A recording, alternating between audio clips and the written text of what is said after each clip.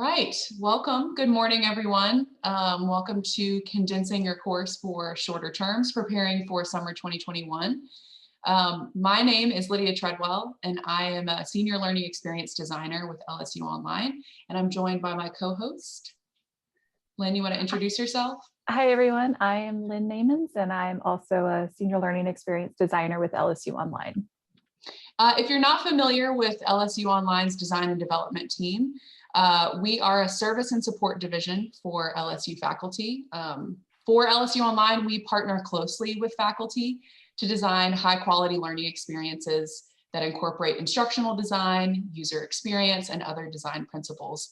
But we also facilitate many of these faculty professional development workshops to try to provide support and guidance for the faculty who are designing, redesigning, and teaching courses for blended or online delivery or face-to-face in this case. So before we really, get into the meat and potatoes of this, let's have kind of a frank introduction. So if you're joining us today, it's probably because you're teaching over the summer, which is the first time that LSU will be offering 2 adjacent 5-week terms. And this is the shortest amount of time that the summer term has been. This includes campus offerings as well as LSU Online. And so as you know, summer terms previously were abbreviated to a shorter amount of time. But this even shorter 5-week duration is going to present some challenges, I know, especially for faculty, and will be challenging for students to adjust as well. So I just want to reiterate, we're in this together. We're going to give you some strategies that may help you wrap your mind around the severely reduced amount of time that you have for your courses this summer. So a couple of housekeeping items before we get into the presentation. If you have any questions as we go through the session, you can put them in the chat. We have our colleague, Megan McClure, who will be monitoring the chat, and we'll try to address them as soon as we can. If we have any questions that we don't get to over the course of the presentation, we'll send a follow-up email. And then as we go through, just make sure you're muted for the majority of the presentation to cut down on disruptions, though we will have a couple of points where we do want you to unmute and speak up. So without further ado, I launched that poll earlier, and I just wanted to get a sense for what our major, who our participants are today. So it looks like I'm having trouble pulling up the poll. There we go. So I'm going to end polling. So it looks like there's nobody here who is going to be teaching fully face-to-face. Most of you are either teaching in the fully online synchronous format where you may have regular Zoom meetings, and then many of you will be fully online and asynchronous, which is great news because we have strategies for both. So because we like to practice what we preach, let's start by previewing the outcomes for this workshop. So by the end of this workshop, we want you to be able to prioritize your course content and make optimal use of the course duration to make sure that you're still meeting those credit hour requirements and student engagement time. We also want you to make thoughtful and intentional adjustments to your course content. This involves the instructional material and activities to ensure alignment with your course outcomes. And then finally, we'll discuss some strategies to facilitate short-term courses to set yourself and your students up for success. So as you are working to condense your course to the new 5-week term, keep in mind that accelerated courses require the same credit and student engagement hours regardless of course duration. I know I've heard many students say, oh, I'll take that course in the summer, it'll be easier, because they assume that because of the shorter duration, it'll be watered down. But the reality is that for faculty, for you, as you're condensing the course, you're just gonna have to change your pacing, structure, and maybe make some small adjustments to your assessments to meet this new duration. And then for students, there's gonna be in this case, a 3 times increase in the in-class and out-of-class time required per week that they would normally do for a 15-week course for this summer course. And most of the students are taking only 1 or 2 courses over the summer, so they do have the time to dedicate to really focus in on the 1 or 2 courses that they're taking, but it's still going to be a challenge for them. So just remember that for a 3-credit-hour course, student engagement and study time should total 135 hours. And in this workshop, we're going to dig in a little bit more into what that means and what that looks like. But just keep this number in mind because it will help you plan your instruction. So for a 5-week course, if it's 135 hours total, if we're breaking it up by week, that means 27 hours students are spending both in class and out of class working on that course. We'll look at a strategy and a tool that you can use to calculate and make sure that you're on track to meet this requirement or this target goal of hours. Another thing, we want to make sure that the courses are also still meeting the academic engagement activity requirement.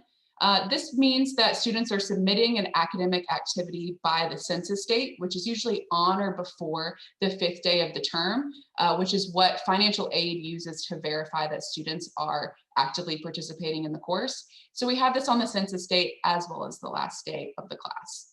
So just keep those things in mind. Those are still requirements that regardless of the 5-week term, your course is still going to have to meet. But the major question we want to focus on today is how do we condense course content effectively while also maintaining the rigor and student engagement time?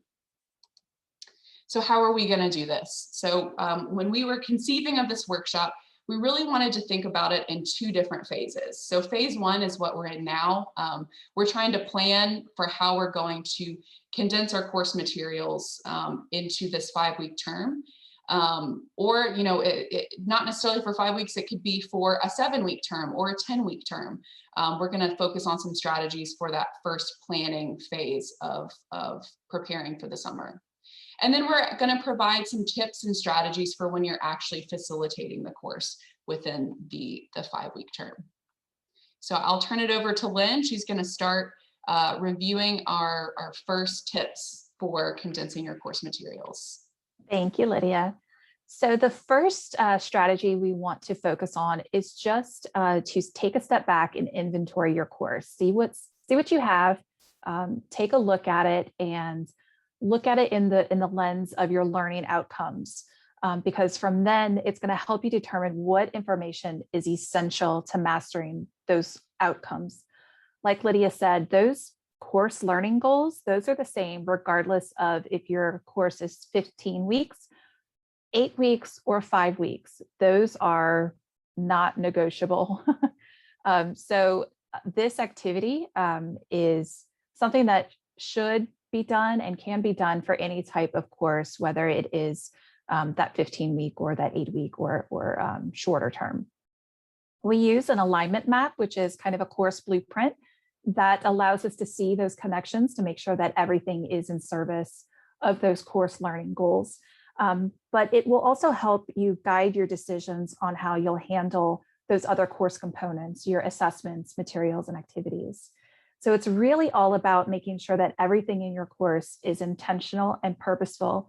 And for this shorter term, that everything is critical to the mastery of those learning outcomes. So like I said, it's going to help you plan out how your course is going to look and feel. It'll also help you pace it out in terms of that course schedule. So we're going to be diving a little bit deeper into each of these areas as we move through this first section of the workshop. But as you start looking at your course and your course topics, maybe ask yourself, are there opportunities to combine natural themes within the curriculum? If you're teaching a standard 15-week course, do I spend 2 weeks on a certain topic or 3 weeks on a certain topic? That's an opportunity for you to combine and kind of condense those materials and streamline that content into a more condensed form. We'll also ask you to take an inventory of your assessments, not only the type of assessments you're doing, but also the number of them. Because remember, you as the instructor only have 5 weeks to teach this as well, right? So if you, for example, normally do chapter quizzes that go along with your textbook, consider combining those into a single larger thematic quiz based on those combined concepts. And instead of doing, say, a book review where students are taking, 4 weeks to even read a book and then to do a critical analysis of it, can we convert that into maybe doing critical analyses of shorter readings, journal articles, news articles, that type of thing. So as long as you're assessing the same competencies, you do have some flexibility in your assessment strategy for changing up the number and the type of assessments that you do. And we've already mentioned that the pace of the course is going to be rather intense for the 5-week term. So you may need to rethink some of those teaching strategies that you traditionally use.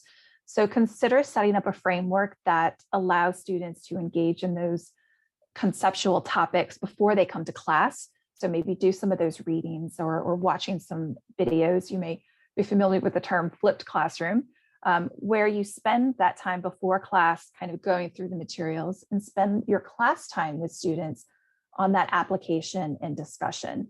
So especially in that synchronous live session, you can absolutely do that, especially with those live sessions that you'll have via Zoom. For the fully asynchronous ones, that may mean kind of condensing down some of your summary notes or really taking a look at what might be a must know versus a nice to know kind of topic. So you want to focus in on what is truly critical and prioritize those topics and make sure that those are aligned to those course outcomes. So again, one strategy that we use is an alignment map, which is just a visual way to see how course components are tied and related to each other, but also to make sure that they are in service of those learning outcomes. So as you can see here along the top, we have a row for those course outcomes. And then we have columns for your instructional materials and activities and assessments. And we have some instructional language on there. We will give you a copy of this alignment map, probably not the colorful one you see here, but you'll get it so you kind of know how to fill it out and whatnot. But let's take a look at an example. So this is a sample alignment map for a poli-sci course. They are, for this module specifically, looking at 2 course outcomes in relation to civil liberties and civil rights. And so the instructor has listed out the different materials. They're reading the textbook. He's got some written content in the Moodle book. He's also using some video, and you'll see that after the end of each of these materials, we have it coded to what is being supported. So the chapters 3 and 4 reading of the textbook, that is directly related to supporting that first course outcome. The far right column is for the activities and assessments. So this tells us how we are assessing those course outcomes and making sure that everything is intentional and actually is in service of mastering those goals. So again, he's got some auto-graded activities in there in terms of a quiz. He's offering a forum for a discussion, and then there's a segregation assignment, which could easily be turned into a group project for that shortened condensed term. So if you are interested in learning more about alignment and doing this from the ground up as you start developing courses or redeveloping courses, we do offer a workshop called Design to Align. It's offered 6 times a year. And I encourage you to join us for one of our upcoming sessions, which the next one is April 21st. So just give us a little plug there. Lydia, I'm going to hand it back to you, and you are on mute. All right. So once you have inventoried your major course components, potentially using an alignment map, I would strongly recommend using an alignment map. You may need to then reorganize or distribute your lectures and modules accordingly. And we strongly recommend adopting what we call a modular format, in that you're chunking your content into modules. And a module is a unit of learning that is not bound by time, but by topic. And modules are what we use at LSU Online to help instructors take what would normally be a 15-week course and redistribute those 15 weeks into a 7-module, 8-week course. So as you are reorganizing your weekly content, try to look for areas of overlap and combine themes of content into modules, and then arrange your course schedule by the length of your term. So if you're looking at your 15-week course and maybe you cover one topic per week, try to combine those topics into those major themes, those major units that make sense together. So on the left, we have that 15-week course, and on the right, they've redistributed into 3 modules per 3 topics per module, which is 5 modules total. So that would be about a week per module for a 5-week term. So let's take a look a little bit at a more specific example. So this is an example from a poli-sci course that was redeveloped for LSU Online. And the instructor originally organized his course by weeks, but when he had to condense his course for an 8-week term, he used those natural themes to combine his topics into modules. So you can see, each week covers, one topic, and then when he reorganized those into the 7 modules, they cover a few more topics, but they're in those same major themes.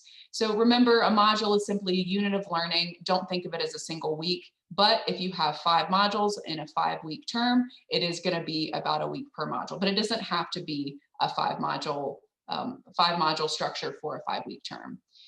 So if this instructor were to condense this course into a 5-week term, each module of the 7 modules could be allocated 5 days. So that would work out timing wise to where they could go through 7 modules in a 5-week term, and he wouldn't have to reduce the number of modules to 5 in order for it to fit. So they can still fit those natural themes without having to cut a module away or recombine modules into a theme that wouldn't really make sense. It wouldn't make sense to put policies and branches of government together to meet that 5-module, 5-week term.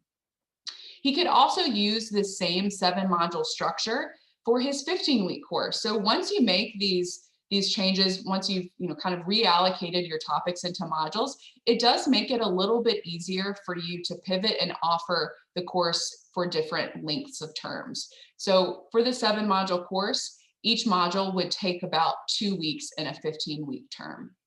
So as you're thinking about your 5-week term, think about your course content in terms of modules. Don't try to make it fit, okay, what can I cover week 1 through week 5 that's going to make it time out right? Instead, look at those modules, reallocate in terms of natural themes, and then you can be flexible about how much time it takes a student to get through a module. So for a 5-week term, each module could be 5 days with 7 modules, or it could be 5 days per module for a 7-module course. There's a lot of different numbers. Again, I would recommend just looking at those natural themes, breaking it into modules, and then that gives you the freedom to structure your course schedule to meet whatever term it is being offered. So one thing that we offer to any LSU faculty is our 7-module course template. This will help you as you're transitioning your course into this modular format. We've provided a lot of placeholders, a lot of how-tos, instructional language to set your course up to be consistent across each module, and have some features that will make it more organized for you as you're conceiving of this new modular structure, and then more organized for students so that they know where things are going to be from module to module. We have things like a place to put course outcomes, a module checklist, and other information that will help you and your students keep everything organized. And we'll provide a link in the follow-up email to this workshop where you can request a copy of this course template. All right, so because at LSU Online, we take a backwards approach to designing those courses, it means that, again, we've established our learning outcomes. And now that we've kind of looked at our content, we've looked at those natural themes, we should have a sense of how the course will be outlined. So the next step is to focus on the assessments and the activities, because we want to make sure that we have things in place, those mechanisms that allow students to demonstrate the understanding of that material and mastery of those learning goals. So it's especially important to revisit these activities and assessments for the 5-week term. And ideally, if you do choose to use the alignment map activity, you've already identified which components are critical to those learning outcomes. Because again, every activity and assessment must align back to those required learning goals. So the question you're probably asking yourself at this point is, okay, how do I fit all of the work that students do in 15 weeks into 5 weeks while making sure they're demonstrating those same competencies, right? And the key word here is competency. We want you to focus on the knowledge and skills and abilities that students demonstrate by the end of the course. And once you've identified which activities allow for that demonstration, then you can think about how you can condense and reformat those activities. Like I mentioned before, you might think about consolidating chapter quizzes into that larger thematic or module quiz. And you can use things like Panopto or H5P, both of which are available in Moodle, to create knowledge checks through your materials or interactive videos with stopping points to ask them a question about something they just watched or predict what might happen next. So auto-graded activities like these are really beneficial for the students because it gives them instant feedback and alerts them of their progress of, am I on track, or do I really need to study concept X a little bit more in depth?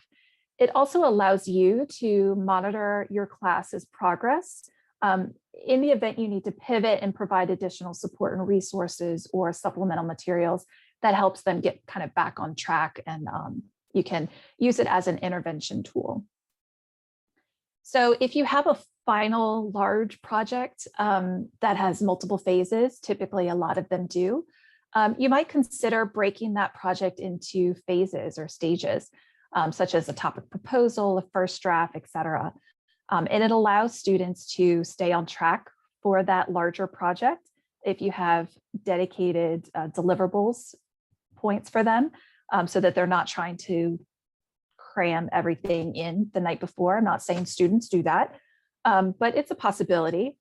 And it also allows them to get some feedback either from you or even better from peer reviews, or having some open class time to discuss, maybe utilize those breakout rooms in Zoom to allow those little groups to work together and have discussions. So breaking down that larger assessment will really help students improve each portion of that project and keep them on track for creating or completing that larger project. It may also make grading easier on you, since you'll be grading a revised draft instead of that first run of a final project that students might put together at the last minute. On the flip side, instead of breaking down a large project, you could consider combining similar assignments if they assess the same competency. For example, in a 15-week course, students may write 6 one-page analyses of primary sources. In a 5-week course, you might reduce these to like 2 or 3 papers, or turn one of them into a class discussion or a debate. Keep in mind that this reduction of activities needs to still assess the same outcomes, right? We're not dropping an activity that doesn't assess a course outcome. All of the outcomes still need to be assessed. In terms of class discussion and debates, you might think of using an active learning strategy like think, pair, share, which allows students to think about their response, pair up with another student, and share their own opinions and thoughts. That allows every student to have a voice in the course without having to speak in front of, the class at large, or if you have those students who are hesitant about public speaking and are kind of shy and timid and don't want to speak up, this is a way to do that in a more flexible, controlled way to do that. And I think this is sorry, Lynn, to interrupt you. No, go for it. But I think especially for a 5-week course, students need to develop a sense of community sooner rather than later. So having these group activities, students can find, a study buddy or a partner or just a friend in class that they can, kind of slog through a very, very accelerated term together with. So I just wanted to emphasize that as well. Yes. And I also want to re-emphasize that, again, you guys only have 5 weeks to grade everything and get through the course yourselves. So the types of activities and assessments that you use, be strategic and realistic in the amount of time that you have as well. So if you're using assignments, use a rubric.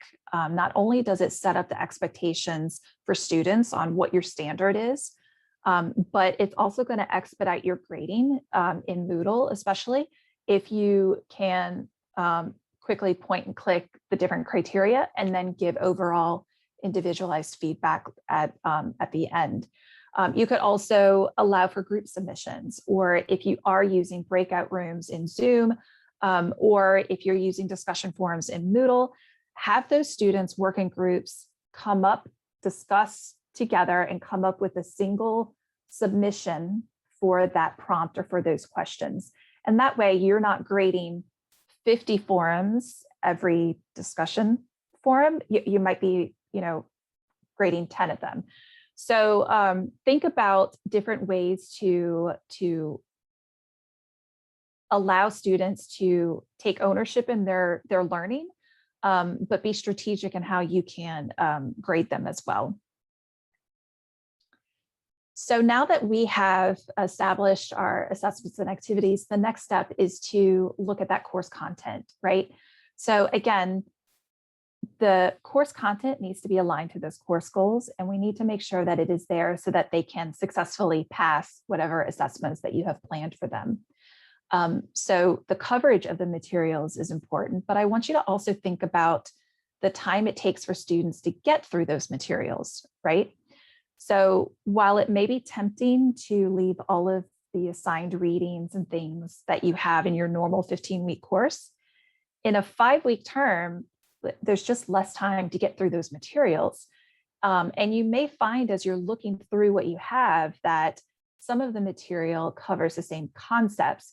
Now, repetition is great for learning. It helps students gain that foundational knowledge that they need. It's helpful to see materials covered through different modalities, but you don't have to reinvent the wheel. Utilize your resources. There are wonderful TED Talks, podcasts, news articles, YouTube videos that may provide the same information, but in a more digestible format for those students. For a lot of people, it's easier to listen to or view a 15 to 30-minute lecture and take notes versus reading 100 pages of textbook or journal articles or something and try to take notes on each of those different topics. So if you can replace or convert some of your materials, then you can, provide your own creative video or hold a class session that kind of closes the gaps on those topics. So I encourage you to utilize what's out there, what's available to you, and use the LSU libraries. If you're not familiar with them, each college has at least one subject matter librarian who can help you locate or brainstorm additional or alternate materials.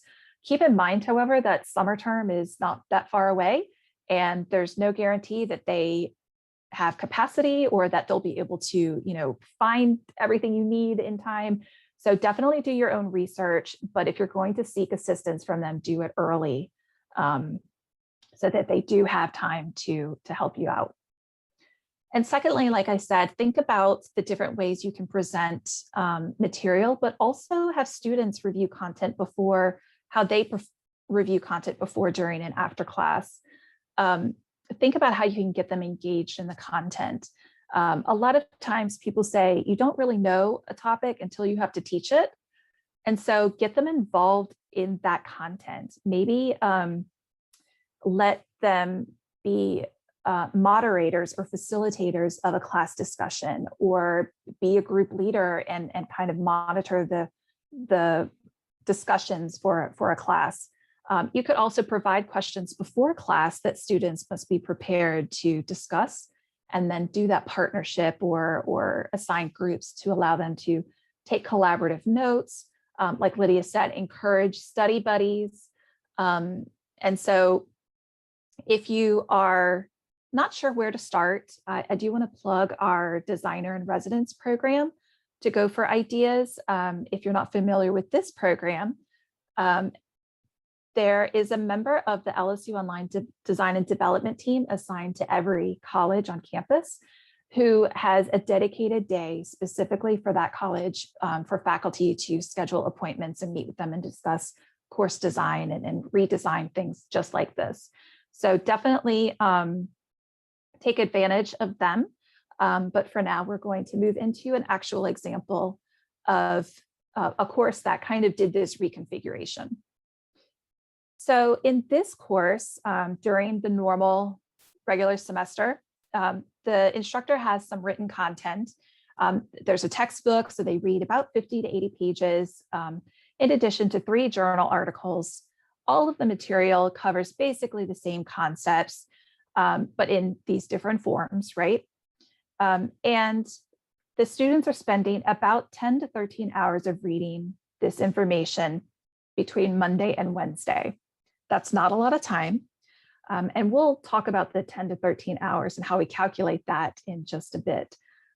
But if they're doing all of this reading in 3 days for a regular semester, think about how much they would have to do in a 5-week term, right? When we're condensing that even further. So after taking some inventory, taking stock of their materials and what really is essential and what is that, kind of nice to know, the instructor has done this after structure on the right. So they're still doing textbook reading. They're still doing those 50 to 80 pages, but this instructor has given them the weekend to do it. The weekend kind of feels like bonus time to me, which may just be a personal feeling, but it allows the students to kind of come prepared for the traditional Monday is the first day of the week mentality, prepared and having read all of that stuff. Instead of those 3 assigned journal articles, the instructor has chosen to do a lecture video, which covers those same topics, and then has given additional supplemental articles for those that are passionate about that topic, may need additional support, or just need that information to expand on that lecture content. That supplemental article section, that's probably the nice to know. Absolutely benefits the course, but it may not be tied directly to those critical learning outcomes that students need to meet. So in total, students are spending about 9 to 11 hours, and they are focused on that vital information. So think about, how you can optimize that in-time class by giving them those readings ahead of time, maybe using some of that flipped classroom strategy of, get through the lecture materials before you come to class, and we'll spend class time on application, discussion, and pain points for students. And then part of kind of evening out the load for students is making things predictable for them. There's no time for students to be confused on what to do, when to do it, how to do it, et cetera. And like Lydia mentioned in our template, our Moodle template course, we do have placeholders for checklists that students can kind of go by. So we recommend using a regular cadence in every module for both your content and your activities. So we recommend that you do a review kind of session first, and then new information, and then application. So if I want to make an analogy, I'm going to use Netflix, but it could be any TV provider, right? So almost every TV show starts with previously on and gives that recap of, those major events that happened before. And they do this because it situates that current episode into the broader storyline, right?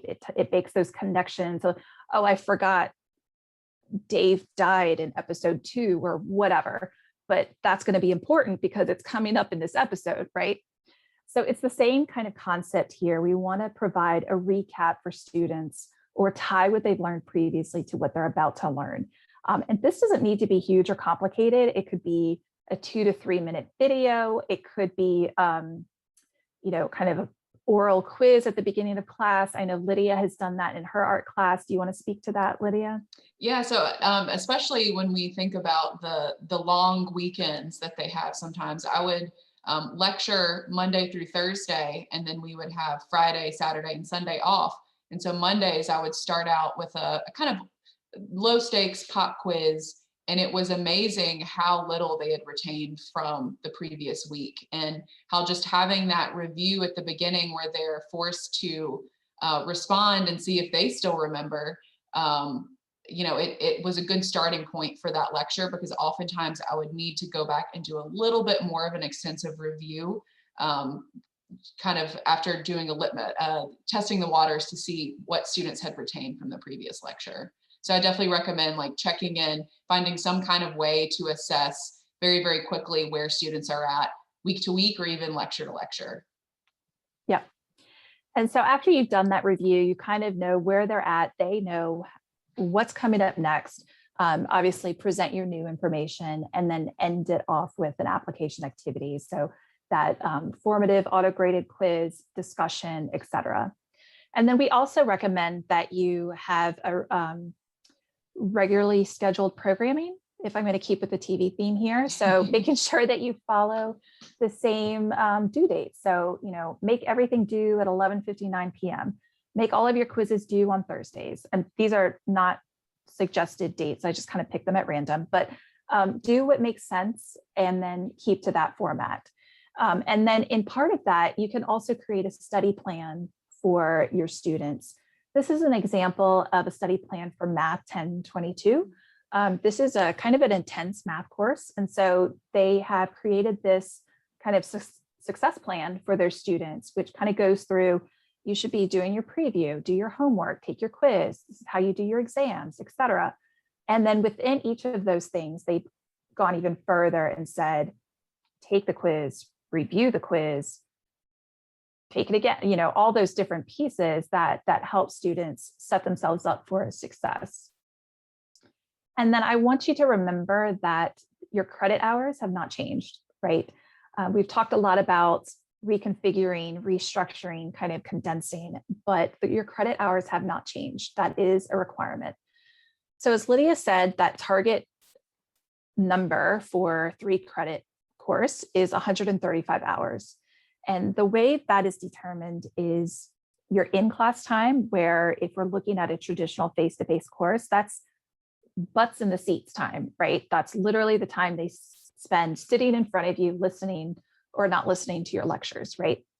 And then 90 hours of that roughly is your out of class time. So homework, projects, studying, etc. Now, these are estimates because every student is different, and there's, I don't know for sure that Lydia is going to spend 5 hours studying for my exam. There's no way for me to really calculate that, but we can estimate it. So the tool that we use for estimating these things is a time on task calculator, or in this case, a workload estimator. At LSU Online, we use the Wake Forest estimator. I'm not going to go super in depth with this tool, but I will give you kind of the highlights. The first thing I want you to know is that this is based on science and research. So there is logic behind it. There's magical algorithms that happen on the back end, but this allows you to input the number of pages students are reading, the density. So how many pages, how many words on a page are there? The difficulty in terms of, is it no new concepts? Is it some new concepts? Is it all new concepts? Because depending on that difficulty, that's going to change the reading rate of students. You can input the number of pages and class discussions you're assigning, as well as the exams and your live class meetings, as well as any videos and things like that, and just random other assignments like projects and things like that. So I recommend doing this per module instead of just saying, I have 5 weeks and here's everything, right? Because we want to make sure that we are evening that load. We don't want a module that is severely overloaded on students, but also not that is like just super light and underloaded either. It should be kind of an even pace. So again, in a 5-week term, if you are using that 5 module structure, that's going to be about 27 hours per week.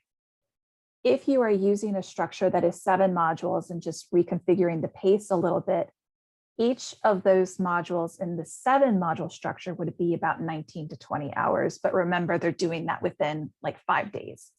So there's lots of numbers, there's lots of things. If you're interested in the science of it, at the top of this page, there's a click here for estimation details that goes into their research, what they've looked at, and how they've kind of put all of this together. And if you are interested in actually doing this activity and aren't quite sure where to start or how to do it, that college designated designer in residence can walk you through using this calculator as well. So we are going to pause for questions. So we're going to see if we have any questions in the chat that we may have missed, but at this time, feel free to unmute yourself and ask a question or share your experiences in condensing course materials and any strategies that maybe we haven't mentioned. We'll have about 4 or 5 minutes for this period, unless y'all are, just really quiet and we've done an excellent job on our part. I have a question about the estimated student time outside of class. If that's used for validation of course accreditation, like how are you collecting data to assure yourself that the students are doing that? That's my biggest challenge, is to make sure that they're doing their own work outside. I think it's less of an issue for 5 weeks because they don't have time for anything else. Right. So at LSU Online, what we do is, like I said, we use that alignment map, and everything that we put into those online courses goes through this time on task calculator. And we record all of that data within our own alignment map so that we do have that information. So, do you collect data from students? I see. Showing that they're spending time outside of class. Right. I really wish the analytics in Moodle were a little bit more dynamic than they are. Unfortunately, I believe, and I could be wrong, this might be a question for the FTC, but the logs that Moodle generates can tell me if a student clicked on a page. It cannot tell me how long they spent on that page. So there's no real way for me to gauge through Moodle how I could do that. Now, you could set up some self-reporting mechanisms if students wanted to share how much time they're spending in that information. But I don't know that we have anything that will kind of curate that information as of right now. So fair enough, it's not a requirement on our part to do that. The 45 hours is absolutely a requirement. Yeah, I figured that. Yeah. And I think we have some people in the chat chiming in on this conversation. So other universities include questions in their end of course evaluations asking how much time they've spent. So that's self-reporting strategy. Great question.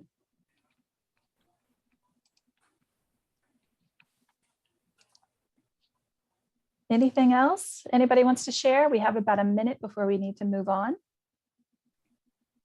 Any additional LSU ADA support for making sure all the different reframing of materials is going to be LSU compliant? Yeah, that is something to keep in mind. And also when you're looking for outside resources, making sure that you're abiding by copyright as well, right? So you do need to be aware of what you're bringing into your course and making sure that it is both ADA and copyright compliant. So if you're using, a YouTube video, making sure that it has captions. If you're using a podcast, does it have a transcript?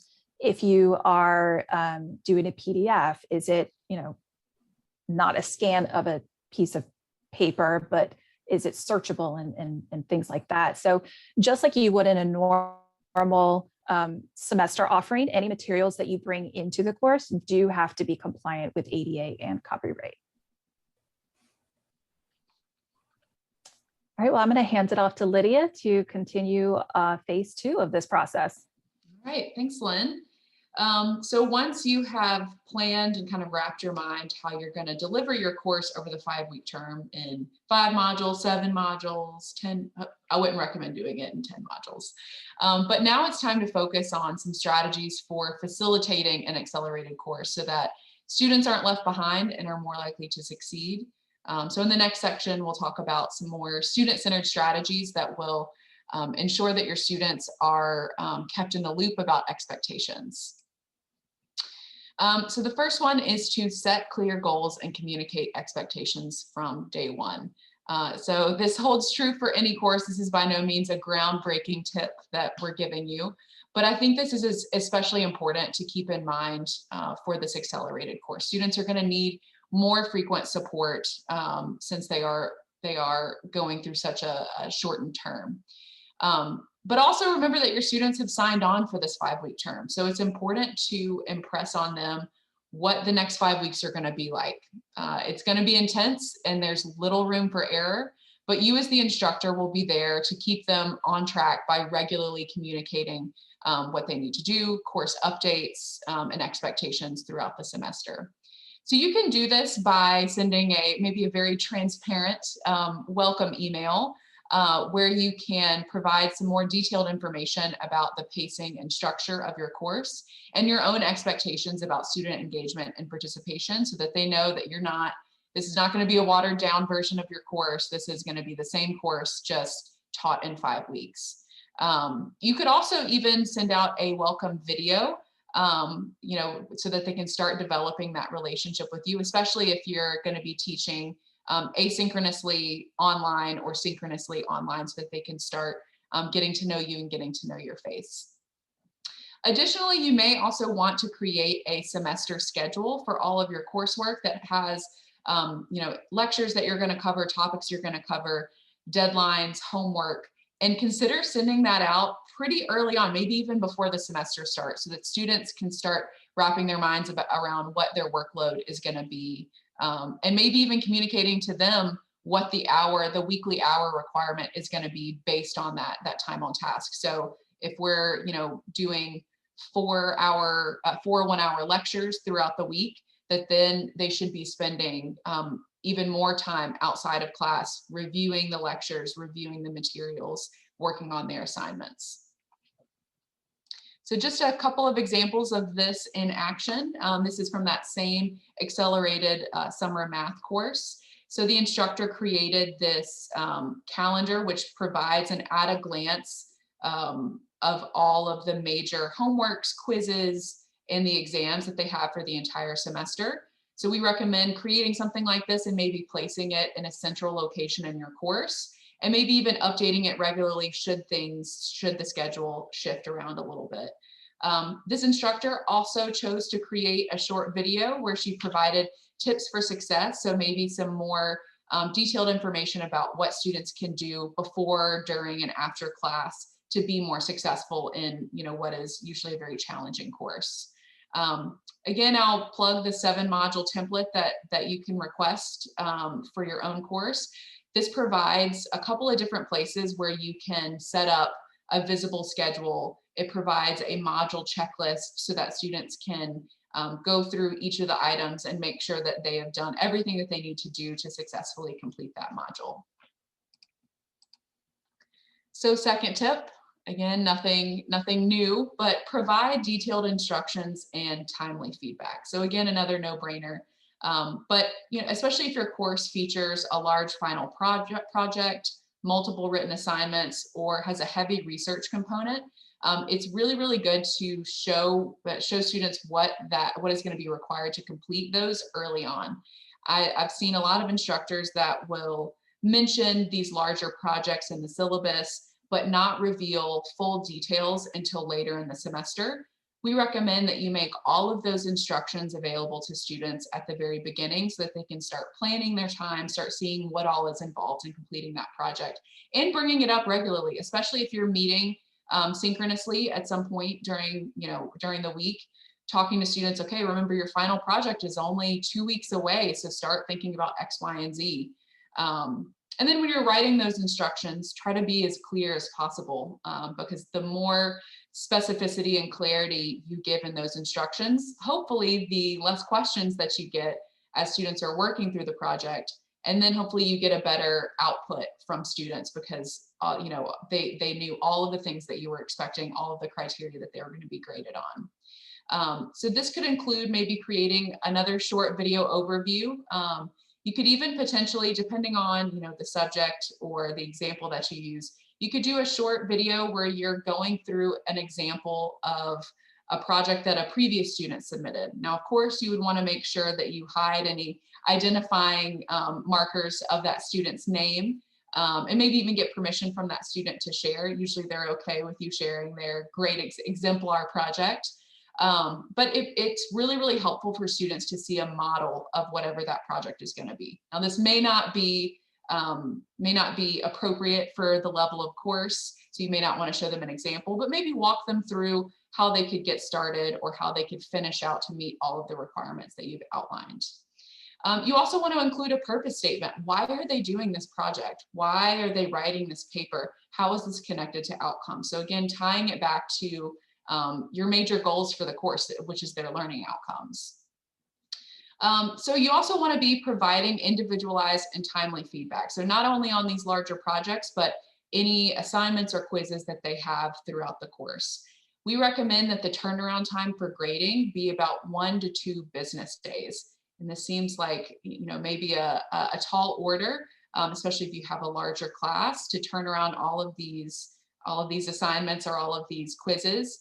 But I'll talk about a couple of ways that you can save yourself some time in setting up mechanisms for giving individualized and timely feedback. But remember that the reason why we want to give this feedback so quickly is that since this is an accelerated term, students don't have a lot of time to course correct. So if they do really poorly on one of the first assignments and they don't get feedback from you for another week, they probably have already had another assignment due and didn't know what they needed to adjust in between now and then. So it's really, really important to be mindful of this quick turnaround time for grading. So some different ways that you can build in some easier, more streamlined ways to provide consistent feedback. Moodle has 2 different tools for assessing grades, which is the grading rubric and the grading guide. Both of these make it more transparent for students. They see the exact criteria and levels of achievement that they're going to be graded on. And then you, in turn, once they submit this, use the grading rubric or grading guide to assess them on these different areas. So it makes it a lot more transparent for them. They see where they got points off. And you know, you are being consistent by assessing all of the students on the same level of criteria. Additionally, the grading guide allows for you to save frequently used feedback comments, which is a big plus. So if you find that students often make the same mistake over and over again, maybe formatting their works cited page, you could save up a bank of comments within that grading guide, within that assignment, so that you aren't having to type out the same comment over and over and over again. The FTC can provide assistance in setting up the grading rubrics and grading guides so that you can implement these in your course for the summer. So the last strategy, the last strategy that we're going to recommend is for you to create a communication strategy of your own. So like I said, with the feedback, it's very, very important to be proactive about communicating and engaging with your students, even more than you normally would in a 15-week course. So there's a few different ways that you can do this. We recommend sending at least once weekly course updates or reminder emails, or posting to an announcements forum. The announcements forum in Moodle creates a centralized place where you can post these course updates. It sends an email notification to the student's MyLSU account, but also archives the previous emails that you've sent out, so a student can go back and review, you know, maybe an email you sent earlier in the week or the last week about what's coming up. We also recommend creating either a Q&A forum in your course where students can ask questions that would benefit the entire class, and you monitor that forum on a daily basis and answer those questions and provide those for students. Or creating a space for frequently asked questions. So this could be where you give links to different resources that might be helpful in them completing their homework. Maybe even, especially in this 5-week term, providing links to the Center for Academic Success so students can set up tutoring appointments, or if they need that extra one-on-one support, there are other entities on campus that will help them get that support through tutoring. Then office hours, again, this is something that a face-to-face instructor would hold in their office, but you can also hold these in Zoom or Teams. And if you have your settings set up correctly, it won't be, a lot of people worry about multiple students showing up at the same time. But if you make an appointment with the FTC or even call them, they can help you set it up to where you have a waiting room for your office hour appointment, so you can see students individually and work through the questions that they have. And then whenever you've sort of wrapped up a module or maybe wrapped up a class activity, it's always good to send a follow-up email, maybe just summarizing the major points that were addressed, or highlighting some exemplar submissions of other students, so that everyone can move on to the next topic on the same page, and being able to pull out those salient points that are connected to those course learning outcomes. So again, communication strategy, this can be applied to any course, but remember, it's especially important in an accelerated term. So in closing, the strategies that we've covered today, we recommend that you utilize an alignment map to inventory your course. This will allow you to take stock of your major course components and prioritize the essentials. Organize by topic instead of week, and organize those into modules. So instead of thinking in terms of weeks and days, reset your perspective of the course in terms of the skills that you want students to master and the topics that you need to cover in order for them to master those skills, and then reorganize the course accordingly into modules. Use your course outcomes to retain only the essential activities and assessments, and focus on the delivery of your core content. So doing that alignment mapping activity will help you design, plan, and teach more effectively just overall, and help you winnow out maybe those things that are relevant, but they aren't in service of those course outcomes. And that's something that you could take into your 15-week course afterwards, that if it's not an essential, if it's not in service of the course outcomes, it may not be necessary to cover, even though, it may be one of your own research interests, may be something that some students may get some enjoyment out of. Maybe consider making it as a supplementary resource for the course. Be proactive with your communication and engagement with students. Have a communication strategy. Give regular updates. If things change, God forbid, we have a hurricane day, you can also be flexible, build in flexibility by using that modular format. And then one thing that I want to leave you all with is, changing your course to this 5-week term is gonna, create some challenges. It's gonna make you sort of pivot and rethink the way that you deliver your course. And what I would encourage you to do is only make a few large changes across your course to begin with.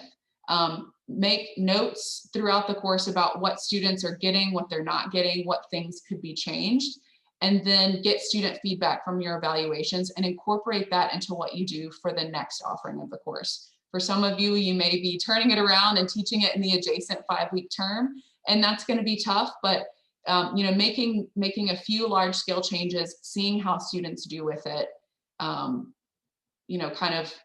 reflecting on it, and then implementing more changes for the next offering.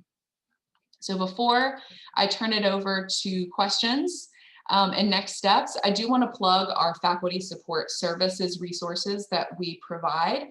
Our faculty support website is linked there. There are so many great resources. We have stuff for course design and development. We have recordings of previous webinars, trainings, upcoming trainings that we have. We also have places where you can schedule your appointment with either your FTC in residence. So that's going to be help with Moodle, setting up assignments in Moodle, editing in Moodle, or with your designer in residence.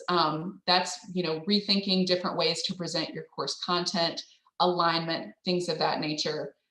You can see I'm assigned to the EJ Orso College of Business, so faculty can go there and sign up for an appointment with me or with my colleague Roland for the FTC in residence. We're also beginning what we call hypercare on April 12th, where we will be sitting, one of us will be sitting in a Zoom room, and you can walk in for assistance with course design and development, Moodle help, anything that you need, and that's beginning April 12th. The Faculty Technology Center, as always, is available to answer questions about Moodle or other LSU-supported technology. The email is there, the number is there. They also offer Zoom walk-in assistance Monday through Friday from, what is it, 2 to 4 p.m.? Yeah, 2 to 4 p.m. That is also available on our faculty support website. So with all of that being said, we plan on sending a follow-up email with all of the resources that we discussed today, a copy of this PowerPoint, and we'll also provide a recording of this workshop should you want to, relive this experience again or send it out to your colleagues that might find it helpful. But it's time for questions. What do we got? Do we have anything in the chat? Where do we get access to the workload estimator? We'll send it out in a follow-up email. We'll have the link. I believe Megan also provided a link in the chat if you want to look at it right now. Okay. You may have to scroll a little bit. I just sent it again. Okay, good. Thank you. Anything else? Any questions? Are we feeling better about the summer, worse about the summer, about the same? Anybody have a good introductory message to students to tell them get ready? Hold on to your hats. Hold on to more than that. Strap in. Yeah. Actually, I mean, oh, I'm sorry. Oh, go ahead, Will. Well, I was going to ask you, this is not building on Warren's question. It was something that I was wondering about that I don't know if we discussed regarding contacting students before the class begins. I feel like I read a note about that somewhere, about whether that would be a good, I guess suggesting that it was a good idea, but I can't remember what it said, and I'm not sure we discussed it here. Do you have anything to say about that? At least in my experience, whenever I send out information to students before the class term starts, I always keep in mind that the roster may change significantly. So there's going to be some students who don't get that messaging early on if they add the class late.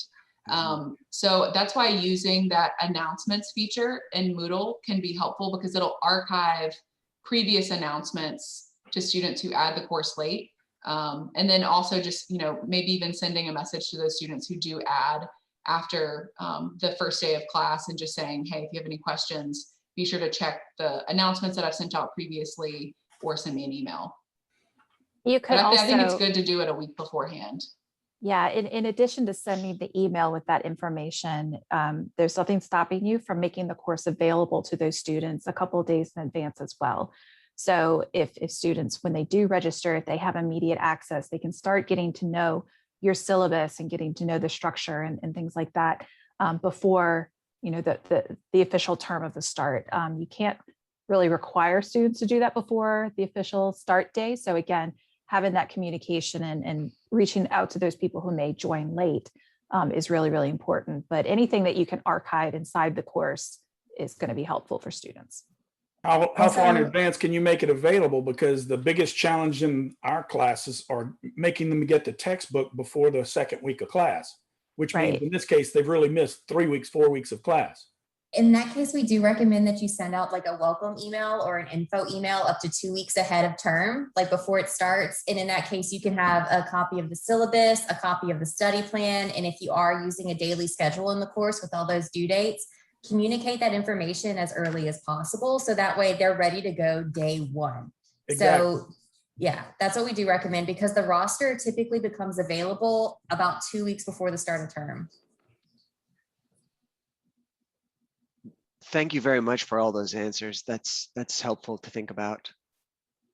And Warren, to maybe a creative way, I know that there is a animated virtual background of maybe a roller coaster. And so if you were recording like a welcome email, you could have, strap on, we are about to go on this ride together of this accelerated 5-week course. The roller coaster and acceleration is apropos, because the cover of their textbook is a roller coaster, and it's all about the physics and the acceleration. There you go. Anything else? This is really great and very helpful. Thank y'all so much. Thank you. Okay, I want a version next week that's cut down to the 2 minutes you promised. at the Okay. beginning. We'll do a super cut of, That's of the about- most important things. That's an example of doing this with your classwork. Now you take this 1 hour and cut it down to 2 minutes. Yeah, it's going to Well, it be, it's would going be to be a 20 picture of the minutes. one Well, sheeter. Right. Maybe No. with the Benny Hill theme in the background. That'll work. All right, thank you. Thank you Thank you very so much. much. This was very helpful. And good luck to the rest of you. Yeah, good Thank luck. Yeah, see you too.